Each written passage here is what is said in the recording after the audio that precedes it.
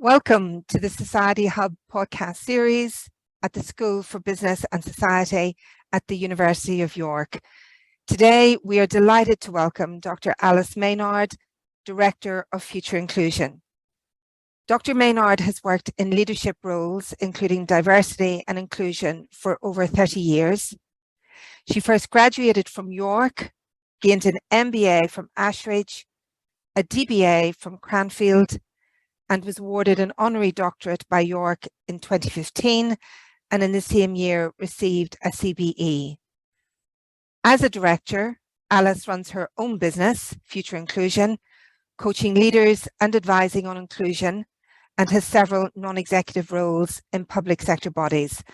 Dr. Maynard, you're very welcome, and it is great to have you with us today. Thank you very much. Dr. Maynard, you've come today to speak to us about discrimination from a personal perspective. When someone believes they have faced discrimination, the automatic reaction, understandably it seems, is for most to get angry and want to resolve the issue immediately, no matter what it entails or the battles that lie ahead. Has that been your experience or approach when dealing with discrimination? I think that's my immediate reaction. But one of the things that I've learned is that actually you need to choose your battles. So there's a lot of discrimination around. A lot of small things that happen day to day, some of them actually quite big. So not being able to get on and off trains without assistance, and being left in various places where you're waiting for somebody for special assistance. Everything's called special, and none of it is particularly special, if I may say. But I can't count the number of times I was sitting next to a train on a platform, and some helpful member of the public comes up to me and says, am I okay? You know, do I want some help? Can they help me onto the train? Of course, the answer to that is no, because I have to use a ramp, and it must be handled by station staff. And then when I tell them I'm fine, I'm waiting for a member, they talk to me about how terrible it is that we are treated this way in the railway system, and I should complain. Well, no, actually, because I can't complain about everything. I'd not do anything else in my life. I'd spent my entire life writing complaint letters. And where's the point of that? I need to get on with my life. So you really need to pick the battles that you fight. And sometimes that means that you've got to let things go. In fact, quite often it means you've got to let things go. And it might be a really important thing, but actually your time and energy and resources to deal with that are just not available. So in that instance, I always hope that somebody else is going to have the time, energy and resources to deal with that particular issue. And that's generally the case. There are lots of people fighting battles on lots of different fronts. And for me, in a personal sense, for anybody who faces discrimination, the key is take on the issues that you feel able to add value to and make progress on. It's really, really interesting. Thank you, Alice. And you've given listeners a sense of the type of discrimination which you face on a regular basis. Would there be other types of discrimination that you see becoming most prevalent in society today, or is what you've outlined the most common that you're seeing? I think that access, particularly, well, I think pretty much access for everybody, but it's different. Each disabled person has different access needs. But that concept of having your access needs anticipated and provided for is one of the biggest issues, because it means that if your access needs are not provided for, you can't engage properly in society. You're kind of stuck.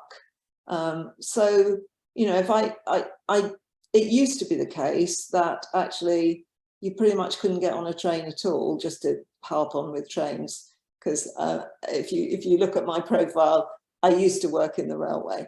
So so I remember when I first started work, you had to travel in the guards van as a wheelchair user. Wow. And actually, in theory, you had to have a pass signed by the area station manager to allow you to travel with the post, because the post was more important and the post was in the guards van. Wow. So you had to have this permit that would allow you to sit with the post. And because I didn't realise that, and I didn't have one, I was on my way to work in my very early days of having my first job, when it was really important to me as a disabled person to prove myself in the job, because again, the discrimination, the job market was pretty high. And the guard refused to put me on the train because I didn't have the appropriate permit. So actually, some things are really getting better, but it's still an issue that if for instance, somebody doesn't come and put me on the train, I quite often get told that, well, they're very sorry, but they've got to dispatch the train because otherwise it costs too much money to keep it there waiting for me. Wow. So there are big issues about access of any kind. So people who have difficulty reading things, or in ordinary print, or have difficulty perhaps finding their way around, and the signposting is not very good. There are lots of things that prevent people taking part in society. And that's the key. We want to be included in society. Absolutely, and I would imagine that for many listeners and viewers today, Alice, what you've outlined in terms of some of those personal experiences are very shocking, and yet you've outlined some very pertinent and wise points about choosing your battles wisely, and that must take great strength of character. Are there values that you abide by which you find helpful when working to educate others on discrimination matters? So I think the values that I tend to hold to involve things like justice and fairness, which would mean then complain a lot, or put the point across that we need to be more just and fair. But one of the things that I did some 20 odd years ago was write a personal mission statement. And in that personal mission statement, one of the things that I said I needed to focus on was learning to live with loose ends. So therefore letting things go. And so you could argue it's not really a value, but it's a kind of tenet by which I live my life, that if there's a loose end, I don't have to tie it up, because my inclination is to tidy everything up and tie up all the loose ends, and actually that's not possible. It's really not possible. And therefore the best thing to do is say, okay, this is not my battle. I'm going to let it go. I'm going to live with that loose end. I'm going to trust somebody else to do that work. I don't know who that would be, but I'm going to trust that someone else is going to take this on. It's really interesting what you said in terms of loose ends, because it moves us on nicely to the next area I'd like to hear your thoughts on, Alice, in that some people might face discrimination once or a few times in their lives, but many people are faced with long-term, even lifelong discrimination, whether it's due to race, disability, religion, etc., which must be incredibly stressful and even isolating for people and communities. What recommendations would you make to help people when they are battling against discrimination, whether ongoing or in isolated situations? For example, is it worthwhile to identify and build allies around you? So I think, yes, absolutely. Allies are always good, particularly because discrimination can make you feel useless.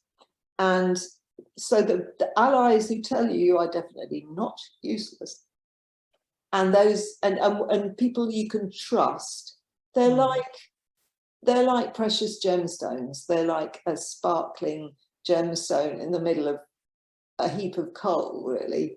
Beautifully put. And in order to build that network of allies, actually one of the things you need to do is lend your own allyship to others.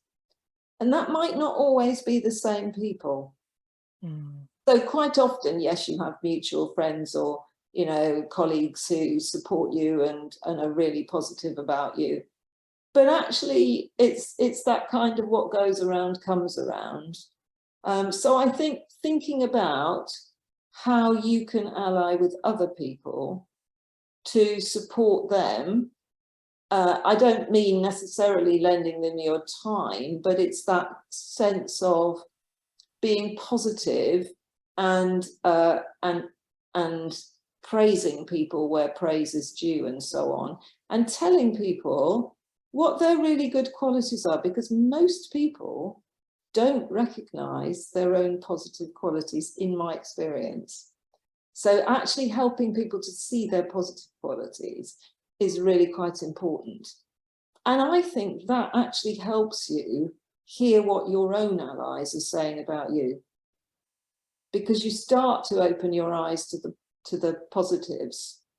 Because what happens if you do experience discrimination on a daily basis is you internalize that oppression and you begin to think of yourself as less than human. One of my disabled acquaintances wrote a book called Incurably Human, where she was talking about the humanity of disabled people. And you might think that's a bit weird. Why do you have to do that? But actually, you have to do that because we are made to feel less than human on a day-to-day basis. And so at school, for instance, we were told that we had to be twice as good as other people if we were going to be viewed as equal. Wow. And so I tried doing that for years. And then I had a nervous breakdown as a result. I just kind of collapsed in a heap, really. And realistically, I was never viewed as equal anyway. And a good ally will keep telling you that you are of value and you are equal. And that is really, really precious.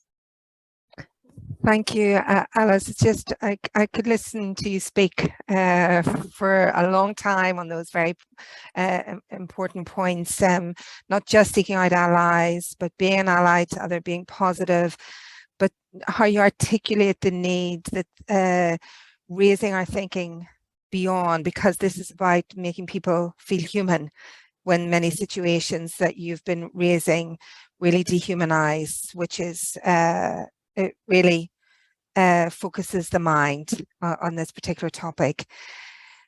Keeping matters in perspective must be important during such times, but must be incredibly difficult to do positively. From your vast leadership experience in this area, are there suggestions you can share with listeners and viewers that can help keep things in perspective positively when dealing with discrimination?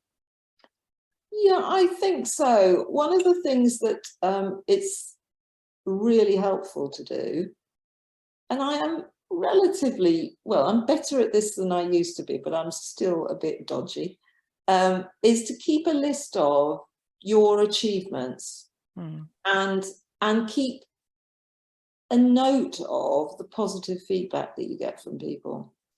So I've got folders on my computer with positive feedback that reaches back for many years. And if I'm feeling in a really, really bad place, sometimes I'll go and look at it and realize that actually I have done some stuff and it was worth doing. And it has been valued. And I would recommend that people do that. And actually, if you want to keep a record of your achievements, you kind of need to do that fairly soon after you've achieved whatever it is, because otherwise you'll lose it. Well, other people may not lose it, but I certainly, if I don't do something straight away, I don't remember to note it down. So it's really important to kind of capture it in the moment. I remember when my sister died, at her funeral, I read out a number of quotes from people who had known her, praising her for her various qualities. And I'm sure some of them had told her that in her lifetime, but I guess many of them may not have done. So that's why if you give positive feedback where it's due, then and understand people's positive attributes and the value that you place on them, it's a really helpful thing for them too. And again, it's about this kind of, it's the same kind of process as lending your allyship to other people. Thank you, Alice. It's really interesting because often when we hear compliments, as you say, often unless you do something with it then and write it down, we forget about it. And the risk is you'll never remember or know who it was that said that to you. So I really like your idea of, you know, that you have folders on your computer where you store those positive comments and feedback, and that you go back to them frequently. You act in the moment, but you go back when you're having not such a good day. So I think that's really enlightening. Thank you for that. Alice, when living amid constant exclusion and discrimination at times, there must be the risk that it can lead to an extremely negative and bleak thinking pattern. For anyone who finds themselves in this situation, are there practical approaches that can be adopted that are not onerous but can aid well-being? Well, so this is a bit cliched really in a way, but that kind of having an attitude of gratitude can help to build resilience. And I think it shows you that the world is not as ghastly as it sometimes appears. So also, again, if you're grateful for the small things, then you become more aware of what else is available out there, the bigger opportunities available. So I write a journal every morning, and my journal is deeply tedious, really. And I update it at night when I've finished. And that's partly about the achievements bit, because maybe I'll go back to it one day and have a look. But every morning I note down 3 things that I'm grateful for. And they might just be sunshine, or they're quite often my personal assistants, because without them I wouldn't live the life I do. And quite often some of them, one of them has gone, you know, beyond the reach of duty, as it were. So I will say I'm grateful for them, or I'm grateful for breakfast sometimes. You know, it's just, it doesn't have to be something really major. It can just be, I'm grateful for the colour of the roses outside my office window. So absolutely, I think that really, really helps. And it has helped me through some particularly bad times. So especially where I've been fighting to retain my autonomy and my dignity, which are both incredibly important to me. Because actually, believe it or not, some of my worst battles have been with social services, and they're the people that are supposed to provide the support to help me live a full life. But actually, they're the ones that quite often are trying to take away my dignity and my autonomy. Wow. So then that sense of, yeah, okay, this is really ghastly, but I'm grateful for this. This is happening. These people are giving me support. This is a little bit of sunshine in my life. This is being like that can actually really lift you out of that. This is never going to end. I'm never going to get past this. I can't cope.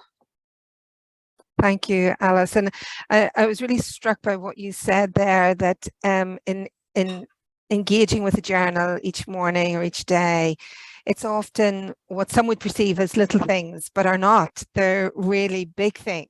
The sunshine, you mentioned the flowers, the roses, those who help, those who are allies, etc. And it strikes me as well, in a life for many, in a world that has become so busy, we often forget those moments. And as someone who's ferociously independent, I like what you said as well about autonomy and independence as well. So a lot for our listeners and viewers to think about. Alice, this guidance and these recommendations are incredibly helpful. But linking back to your initial point about choosing one's battles wisely when dealing with discrimination, that must require a lot of resilience in order to be able to let certain matters go unchecked and unresolved. What can people do to help them develop greater resilience? So for me, it's about moving on. It is about this, learning to live with loose ends and moving on. And actually that, if you don't move on and you don't leave it, even when you know an injustice has been done, if you're not going to fight that battle, you must move on. Because if you don't, it can result in a significant buildup of anger, and suppressed anger is not conducive to seizing the next opportunity and being open to the good things that are around. So it's a bit like letting go, but it can be harder, especially if it's a battle that you've chosen to fight. So sometimes this happens with the battle that you've chosen to fight and you lose it. And in that instance, if there's really nothing you can do about it, you still need to move on, which is easier said than done. And I've watched other disabled people being consumed by resentment in some cases. And there's a significant difference for me between using anger to fuel and build momentum in a campaign that will make a difference. So some people use their anger to give them the energy and the vision and the focus to build a campaign to change things. Now, I'm not a campaigner. I've never been a campaigner. I'm an activist, but I think that's very different. And campaigning takes a very significant set of skills that I admire, but I don't actually have.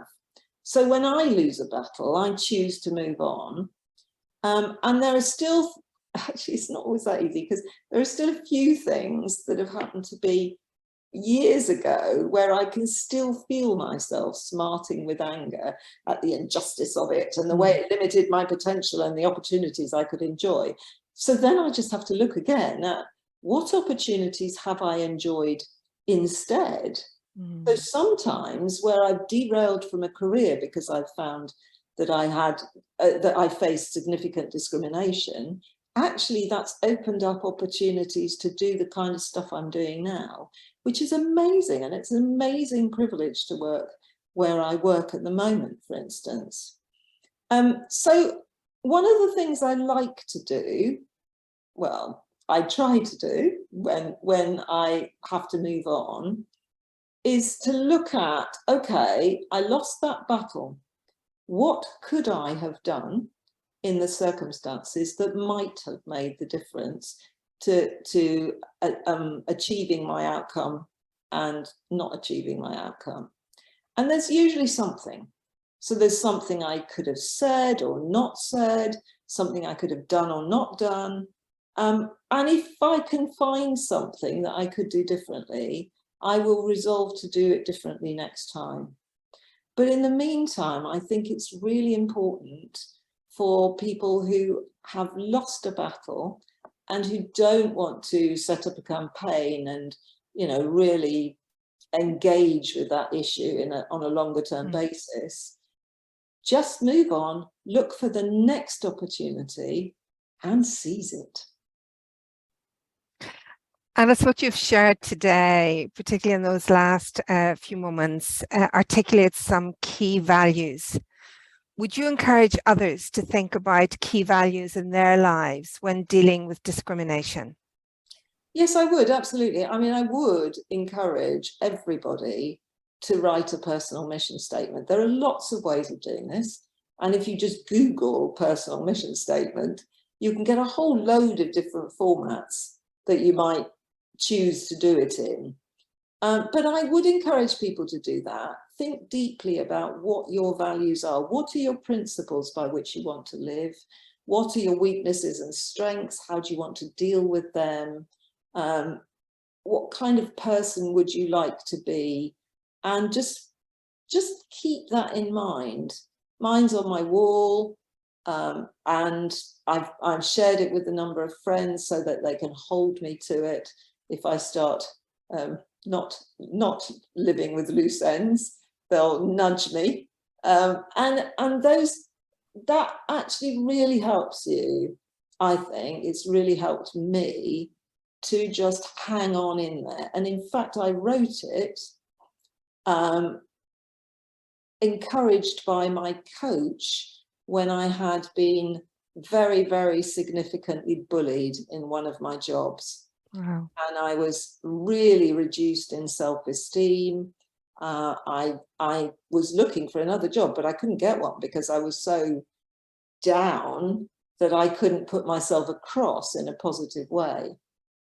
And that's when I wrote my mission statement. But I haven't needed to change it in 20 years. So I really encourage people to do something like that.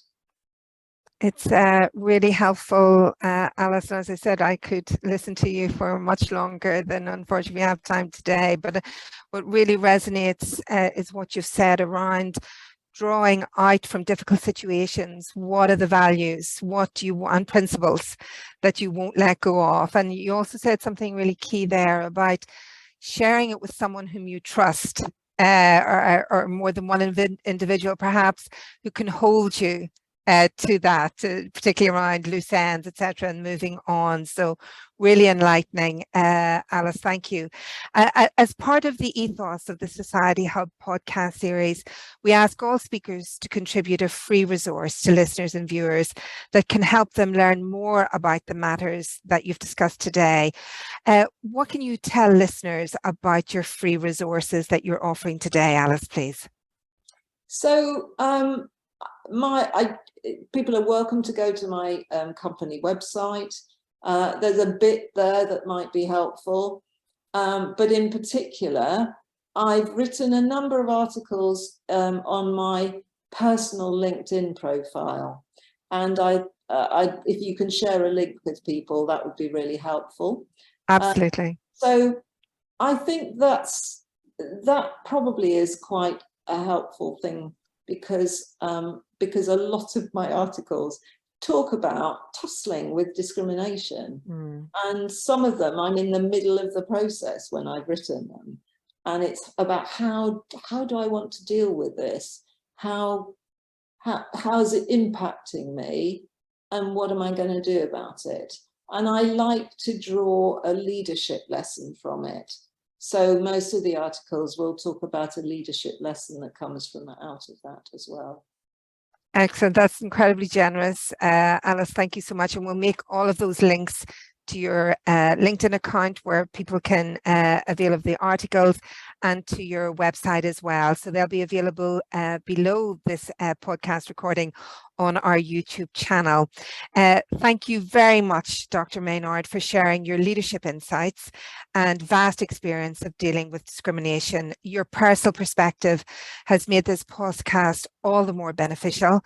It has been really great having this opportunity to chat with you today, and I hope you might consider joining us again. Thank you very much, and I hope that people who are experiencing discrimination find something that they can hang on to out of this.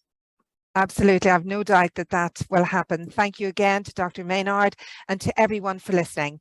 Bye for now.